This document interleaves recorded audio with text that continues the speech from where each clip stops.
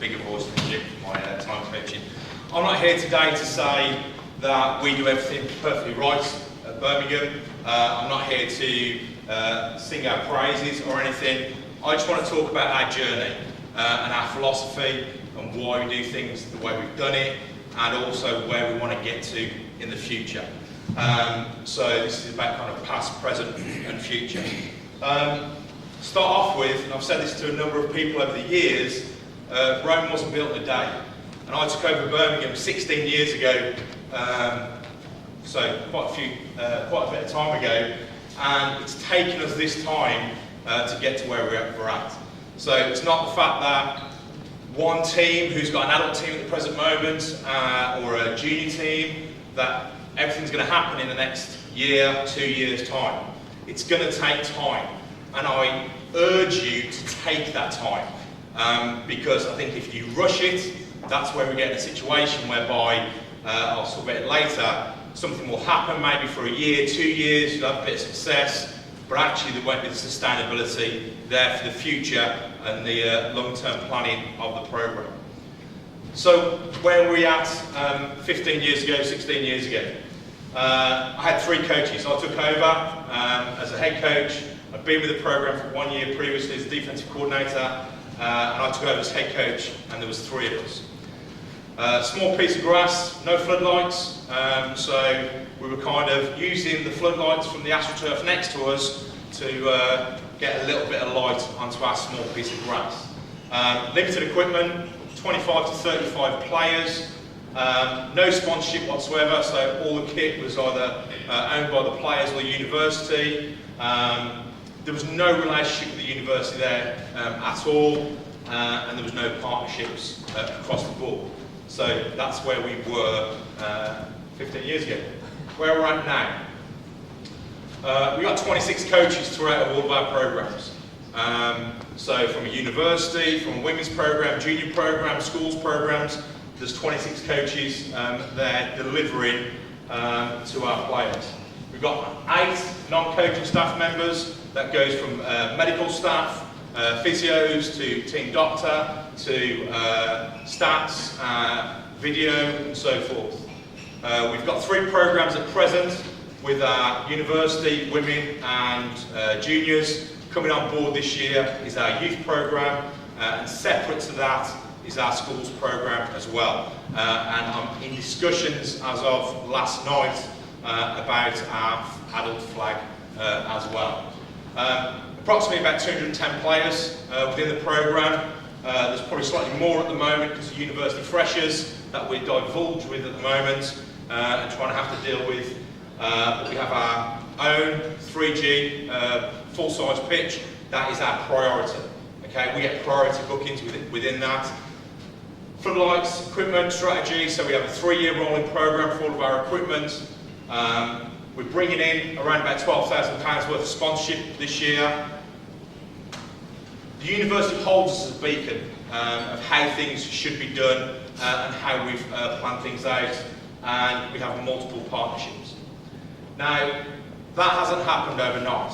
That's been a process throughout the time with the programme, and it's not just me, it's been everybody that's been involved with that programme, moving it forward, having the same vision, having the same philosophy to get to where we are now. And that comes down to our core beliefs. But where we're at the moment, as I said, our women university programme, we had a squad of 120 last year, carried a squad of 120. That was probably a little bit too much for us. So we're probably going to carry a squad of about 100 this year. We're also going to have our women's programme. We've had a great recruitment over the last year or so, but also straight away this year we've had good recruitment, and we're probably going to carry a squad of 40 to 50 players this year, having 2 teams enter the competition structure throughout that year. And then we have our junior programme this year, 45-man roster, got to the semi-finals in its first ever year within the programme. So, the road to get there had many ups and downs. There was many times that it was hard work. There were many times that we probably went a little bit off course. And and we need to bring ourselves back to where we needed to be. But along that journey, there's been many, many people that have given up so much time to get to where we are now. But along that journey as well, it's been a planning process. It's not been about what are we doing this year. Our planning process is what we're going to do in a year's time, in 3 years' time, and 7 years' time. That's our development plan that we have. And it's not, we need to make sure that we have that long-term planning there, and we have the steps along the way to enable us to achieve what we want to achieve. And this comes down to our core principles. And when I took over all those years ago, the first thing that I wanted to do was to be professional. And I was part of the GB youth team back then that went to the European Championships. It was my first international game. And when we were playing France, in Toulon, France, we went to the change rooms and our game jersey was on a peg.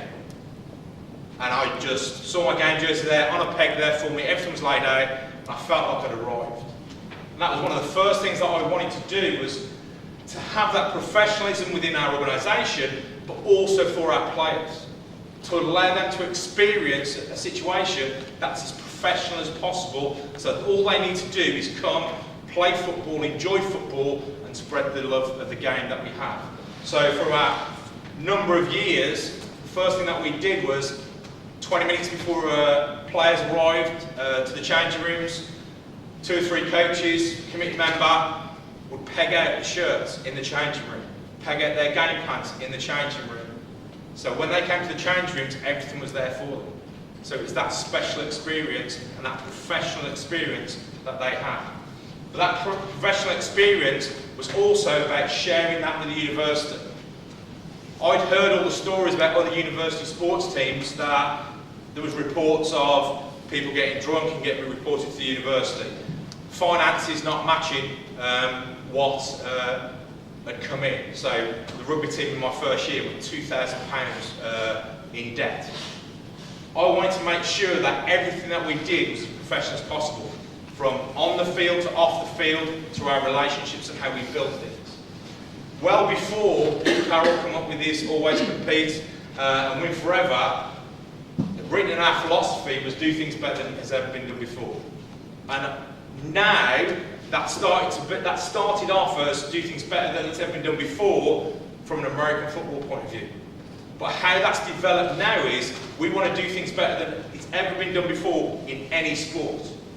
And that's at any level. We're not competing with we just don't want to be the next American football team within the university or with the women and with juniors. We want to be the best sports program that has ever been there before in existence. We're striving to get that. Organisation is the key and planning is the key. We want to make sure that all of our players within the program come in and all they have to do is turn up and play football. They have an enjoyable experience, and then hopefully from that experience they'll move through the program and enable them to take on more administration roles, coaching roles, and share what they've experienced previously. I talk quite a lot about customer service. I believe coaching-wise we are delivering a service. We're delivering a service at all times. So that service needs to be as high quality as possible. And throughout what we've achieved and done, we've held that in high regard. We've never wanted to deliver something that wasn't high quality. And what we believed is that customer service from our coaching would actually reflect on the field. We don't really worry about the wins and the losses. We worry about player development. We worry about ensuring that the players are as prepared as possible when they go on the field. And that comes from coaching. If we as coaches are as educated as we possibly can be from a coaching standpoint, have great communication skills, then from that point of view is what we deliver on that training session in that classroom is going to be of better quality and will be better received. Players will then be better prepared when they get onto the field, and results will take care of itself. But we have to ensure that our coaching and our customer service is as high quality as possible. And then self-evaluation. Every year since we've been involved, we have a self-evaluation process. And that self-evaluation process comes from the players and the coaching staff and everyone that's involved in that program. We do that twice a year to ensure that what we have and what we want moving forward, it fits within our structure, and what people are experiencing both in the program and outside the program is what it should be. Is that high quality service? Is that professionalism? Can we do anything better? And that's one of the things that I've taken this year really positive, is that we've had a lot of players in our women's program that have come from other sports. Their experience from other sports has been really interesting, to see how we can do things in a slightly different way and how we've been able to tweak things to ensure that the development of our program moves forward. And I think we need to do that and have that ability to self-evaluate and take on, yes, there's going to be criticism there, yes, there's going to be points of learning, but we need to make sure that you do that and reflect upon it. And actually, it might not change your program, but what it might do is impact on your program and your planning for the future. And it's really important. And I know East Kilbride do a great job of self-evaluation. All these things, a lot of these things that we're doing is, we're looking at other programs in the UK and other programs in other sports. What do they do well? What has made them successful? How can I take what they're doing and mould it into something positive for Birmingham and our program? Because something might not work for us. I'm not saying what we do is going to be the right thing for Southampton, for Cardiff or anyone else. What I am saying is, take a look at it. There might be one or two pointers there that will help and support your program and may aid in development. But likewise, I'm going to be coming to you and saying, how can your program, what does your program do to help, that can help me? And I've looked at, when I first got into coaching and started along this journey, top of the shop was Loughborough and Hearts. Right, what are Loughborough and Hearts doing that we need to do? When I looked at the junior and our youth programs and put our development plan in place there, it was, okay, what are Lancashire doing, what are Bristol doing, what are London doing, that we can look at as good working practice that we can then impact upon what we want to deliver within our program. That quality aspect is really key for us. And I truly believe that if we have high quality delivery, if we have high quality coaching, if we have a high quality product that we are selling and showcasing, we're going to get quantity. We're going to get players flood into the program. We're going to get support flood into the program. We're going to have partners knocking on our door and sponsors there saying, how can we help? And that has happened for us. We've delivered a high quality service and we have sponsors coming to us. We are searching for them as always, but we've had sponsors come to us. All right, I've got £4,000 this year from somebody coming to us because we've worked with them many moons ago. They've come back to a situation and they've got in touch with us and says, we want to sponsor the programme, and that'll be £4,000 for you. And that's £4,000 split between our university, our women's, juniors and youth. If we don't do that and have the planning and the quality there to get the quantity, and we just think about doing something straight away, yes, you may get an influx of players, you may have an influx at that particular moment, there might be some energy there, but how are you going to sustain it? And that's what I talk about all the time. We need to be sustainable. And what's happened many times, the experiences that we've had is the questions will arise.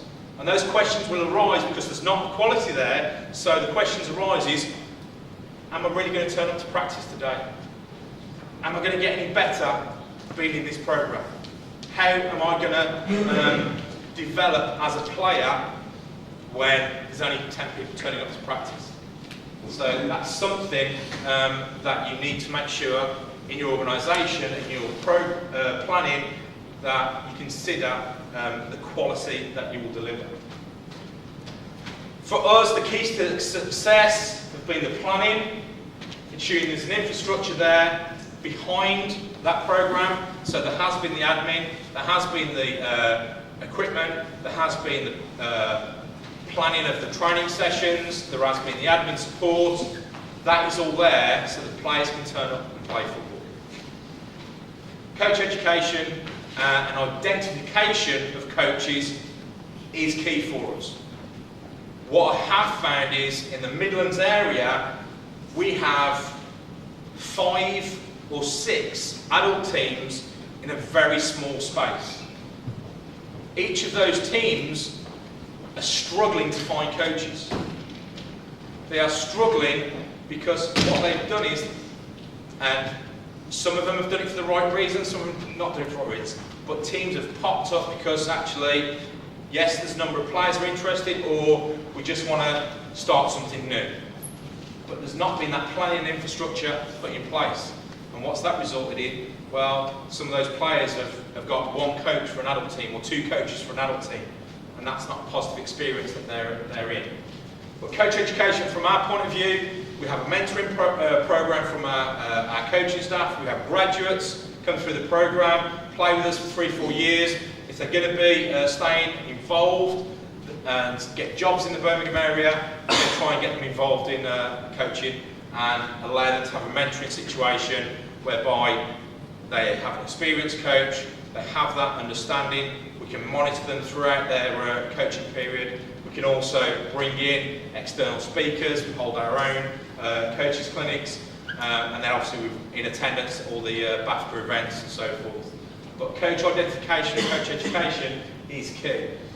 That's even more so now because of the other programs that we've got. Because what we can't do is that university coach and how he coaches at university level, I can't plug him straight into a school's program. That's a different type of coaching. That's a different type of teaching. So I need to ensure that our coach education program, yes, looks at the top end, but also looks at every program we have and how we coach and how people react to that coaching. So that coach education is continually developing. So that planning aspect of where we're at and what we've been. University program has took 15 years to build, it's our 16th year to where we're at now. Our junior program and where we were was on our development plan for 6 years before it came into there for 1 or 2 years. Because the infrastructure and the planning isn't there, it will then vanish and disappear. And that has happened.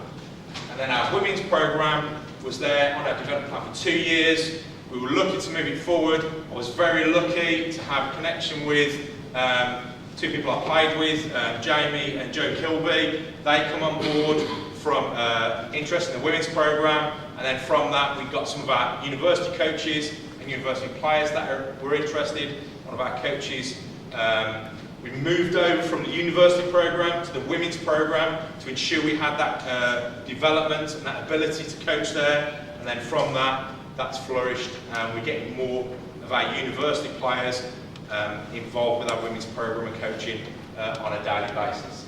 So it's about building it, it's about having that infrastructure and organisation, it's about not rushing it, and I will urge you not to rush anything.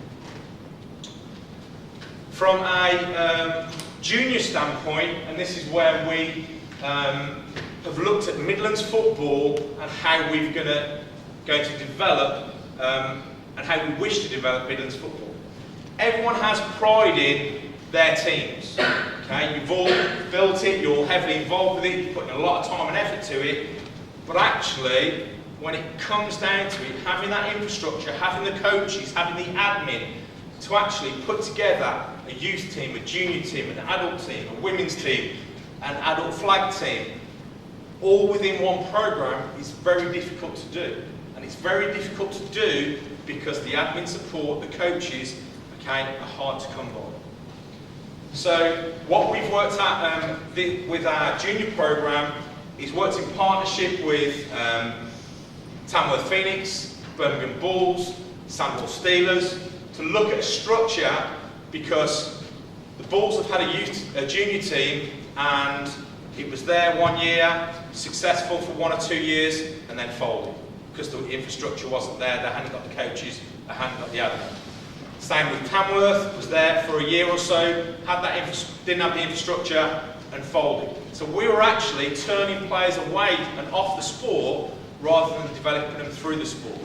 Because they would have 2 years playing and then all of a sudden their team wasn't there anymore and they got nowhere to play. And we lost a lot of players in the Midlands because of that. So we worked to look at a partnership. And that partnership was to enable us to look at youth first. 5-on-5, we believe, is one of the easiest ways to develop a program. So we can have a 5-on-5 program, 2 coaching staff attached to it, admin support attached to it, and we can run that program through the tournament structure. We can also aid getting those teams together for development days, and that's what we did last year and we're going to continue to do this year. But that 5-on-5 team will probably graduate about 4 to 5, maybe 6 players that year. Well, if that's just one singular team and you're graduating 6 players, how are you going to move forward to get your 20, 24 players for your junior team? Because that's what you need. I know we're playing 8-on-8 and it's saying 16 players, but in all reality, through injuries, we're playing through the exam period, so guys are going to have to take time off their exams. Actually, I need that 20 to 24 players to complete my season and to enable that to happen. And a graduation process and a recruitment is actually very difficult to do, and the teams that are doing it, all very well and good, and you're obviously doing a great job, but for us in the Midlands that wasn't happening and wasn't possible. So what we're doing is we're having multiple youth teams, and what we've set the target is 3 to 4 youth teams feeding into one junior team. Because we want to have that consistent graduation process. Yes, we've got recruitment at all levels, but also we want to ensure that we've got a sustainable model that will be there for years to come. From that, our 1 to 3 year plan is develop multiple youth teams. Once we have multiple youth teams, then we can look to develop other junior teams. So, if we get to a situation where we get a youth team in Tamworth, for example, this is just an example of Tamworth, whereby that grows, we have great recruitment, we have success, and rather than have 15 players playing youth football, they get 25 to 30.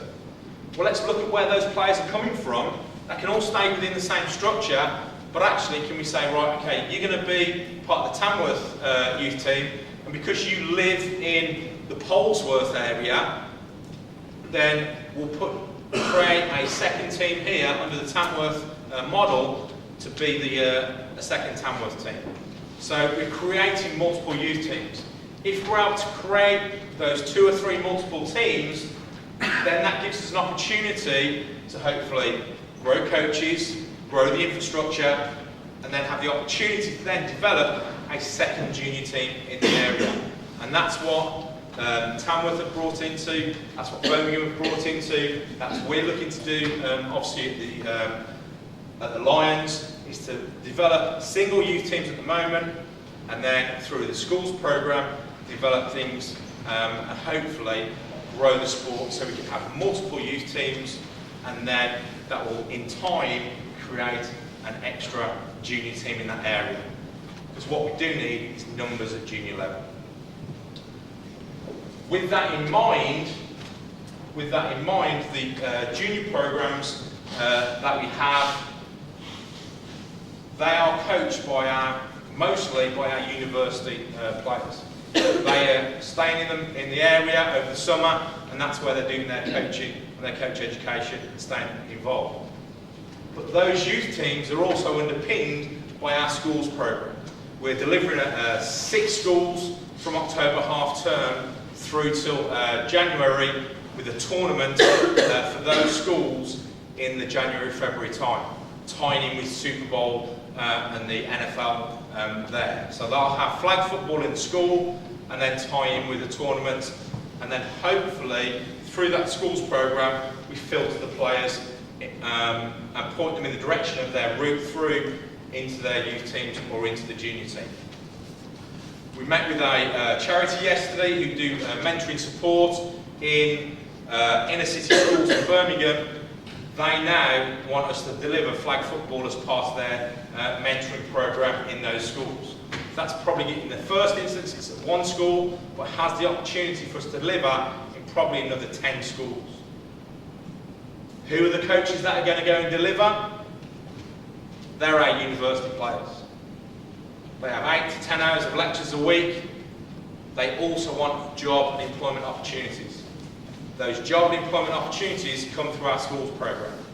We're using Sportivate funding to enable us to pay for those coaches to go and deliver in those schools, to grow the sport, but also there needs to be a sustainable element.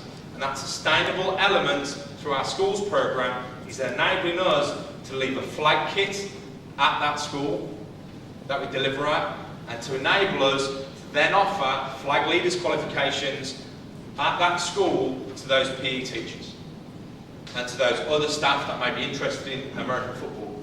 Because what we do need is those players, those students at that school having a positive experience, and when we leave that school after 8-10 weeks after that tournament, we need the sustainability for that to continue. And those students at that school will badger and harass those PE teachers, those staff, to enable us, because they want flag football to continue in that school. Then we can look at, and the whole idea for this is, if we can get that process in place, then we can develop our schools program and enable us to have a schools league within the Midlands area and the Birmingham area. So that's about kind of how we look into the future and what we have now. But the final thing for me, throughout all of this, it's not about creating championship teams. I'm not really, yes, we've been successful, but actually the wins and losses and the championships come and go for me. I'm not about that. What all of this process is about growing the sport and about ensuring that we have high quality delivery and ensuring that we're able to showcase what we have in our sport and share that good working practice and that good coaching. Because I know that somebody at this youth team, all these youth team players, will not come to the University of Birmingham. Some of them might not even go to university. But in all reality, in all honesty, most of those guys that are involved in our youth and junior programs will never come to the University of Birmingham. Because unfortunately it's a straight A university.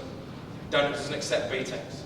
So we lose players left, right and centre because they can't get the grades to come into the University of Birmingham.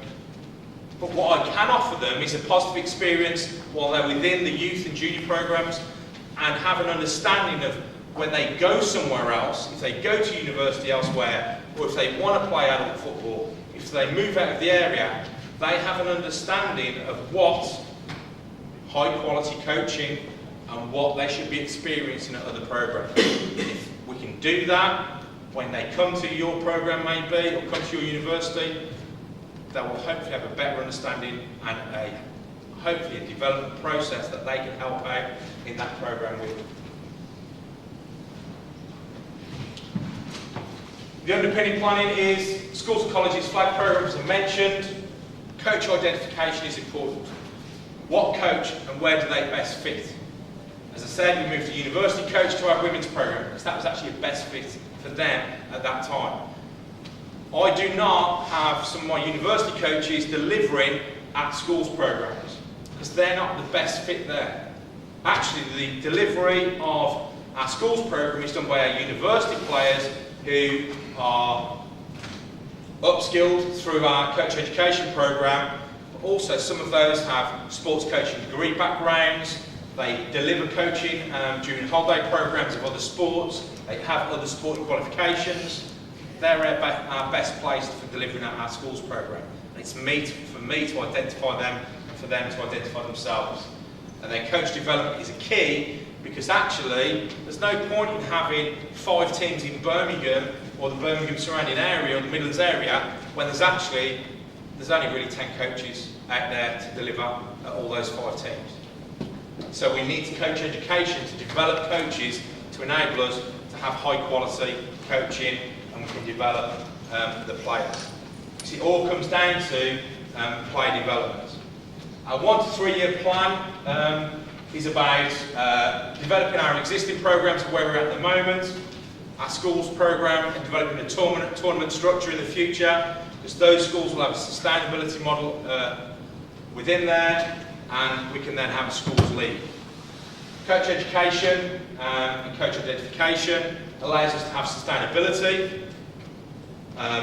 We're looking at an intramural flag league as part of the university program, and we're also looking at officiating, because we need to, if we want to play more games, we need more officials, and if we don't have those officials, then it's pointless in our sport growing. And then at the heart of all of it has to be player development. If we are not committed to player development, then it's a waste of time. Because actually, the wins and losses will always come and go.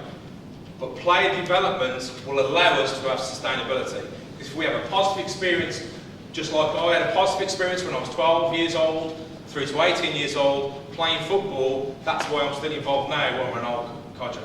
Alright? Because I had a positive experience then, I'm still involved now.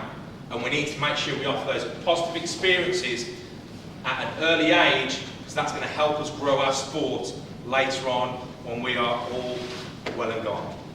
Alright? Player development has to be at the heart of it. Okay? For me, that's what we're doing. That's not saying it's going to be great for you and you can go and do it, but that's what we're doing. Alright? If you can let me know how we can improve on it, please let me know. Because we're always looking to get better. If you're doing something similar, different, let's talk about it, and I'm going to steal ideas off you.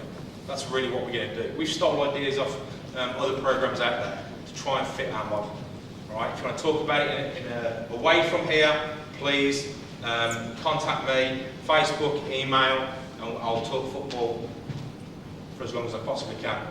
My wife hates me. All right? So that's me. All right? Any questions briefly now? But if not, I will catch you a little bit later on. All right? Thank you very much.